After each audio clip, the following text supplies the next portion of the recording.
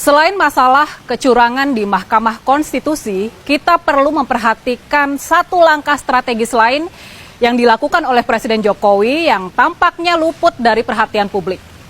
Langkah ini patut kita cermati karena bisa jadi ini bakal semakin membahayakan eksistensi demokrasi di negara kita. Bisa jadi ini adalah indikasi awal mulai disemainya bibit otoritarianisme di negara kita. Ini urusannya sama tentara.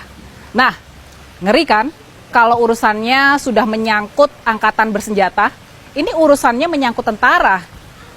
Jadi begini ceritanya, kalau kita perhatikan dengan seksama, berbarengan waktu dengan manuver politik istana yang mencawapreskan Mas Gibran, Pak Jokowi juga melakukan manuver buat mengendalikan tentara, buat menguasai TNI.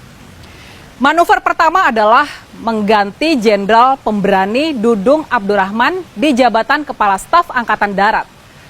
Pak Dudung yang memang mau memasuki masa pensiun digantikan oleh Jenderal Agus Subianto. Walaupun banyak usulan supaya Jenderal Dudung dipertahankan sampai sesudah pemilu, mengingat kurang idealnya masa pergantian KSAD di tengah-tengah suhu politik yang memanas, tapi Pak Jokowi tidak bergeming. Jenderal Dudung tetap digantikan oleh Jenderal Agus Subianto. Nah, di sini harus dipahami kalau Jenderal Agus ini adalah orang dekat dari Presiden Jokowi. Dia orang yang bisa jadi sangat dipercaya sama Pak Jokowi. Jenderal Agus pernah menjabat sebagai Dandim 0735 Surakarta di tahun 2009 sampai dengan tahun 2011. Ketika itu Pak Jokowi masih menjabat sebagai wali kota Solo. Sudah pasti mereka adalah kawan lama. Yang perlu diketahui juga, dalam kurun waktu yang sama, yakni di tahun 2011, Kapolri Listio Sigit menjabat sebagai Kapolres Solo. Jadi, trio Pak Jokowi, Pak Agus, dan Pak Listio, mereka ini sama-sama pernah memimpin Solo di waktu yang bersamaan. Dan sekarang, mereka memimpin instansi masing-masing di level nasional. Selain Pak Agus dan Pak Listio, ada satu lagi kawan lama Pak Jokowi di lingkungan pertahanan dan keamanan, yakni Pak Hadi Cahyanto, yang dijadikan Panglima TNI di tahun 2018.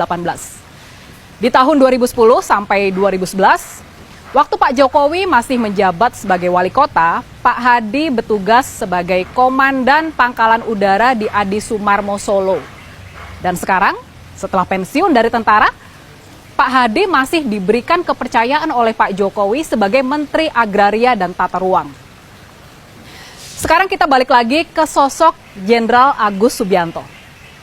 Di sini yang menarik sekaligus aneh ya, ini benar-benar aneh. Baru beberapa hari saja menjabat sebagai KSAD, Pak Agus ini sudah dipromosikan lagi oleh Pak Jokowi. Kali ini, Jenderal Agus dipromosikan sebagai Panglima TNI, pemimpin tertinggi di ketentaraan. Pak Jokowi nggak mau menunggu waktu lama buat mempromosikan lagi Jenderal Agus. Maka sekarang, di tengah-tengah situasi Presiden Jokowi menghadapi tantangan terbesar dalam karir politiknya, yakni melawan kemarahan publik akibat skandal Mahkamah Konstitusi dan pencawapresan Gibran yang sangat kuat akan aroma nepotismenya, Pak Jokowi dilindungi oleh dua orang teman lama dan kepercayaannya di tentara maupun polisi. Ini menarik, sekaligus bikin ngeri.